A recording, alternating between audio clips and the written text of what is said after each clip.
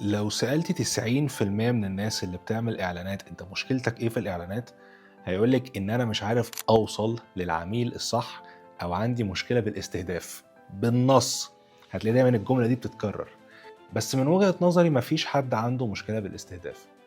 أحيانًا أكون في فكرة تيجي في بالي عن منتج معين أنا شُفته، ودي حصلت معايا من يومين، كنت باشوف مع زوجتي coffee machine بنفكر نجيبها، دقيقتين بعدها ابتدت تطلع لي إعلانات coffee machine، فما فيش حد عنده مشكلة في الاستهداف، ميتا بقت جبارة في إنها تطلّع الإعلان الصح للجمهور الصح، بس هل الحاجة اللي أنت بتبيعها قيّمة بما فيه الكفاية بحيث تخلّي جمهورك الصح ياخد action،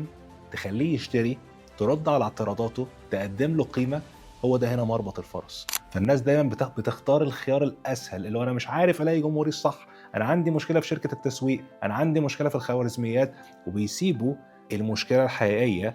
اللي هي أنت محتاج تطوّر منظومة تسويقية، محتاج تطوّر المنتج، محتاج تفهم التسويق، محتاج تفهم سيكولوجية العميل، دي الحاجة اللي أغلب الناس عندها مشكلة فيها ومحتاجة تطوّرها.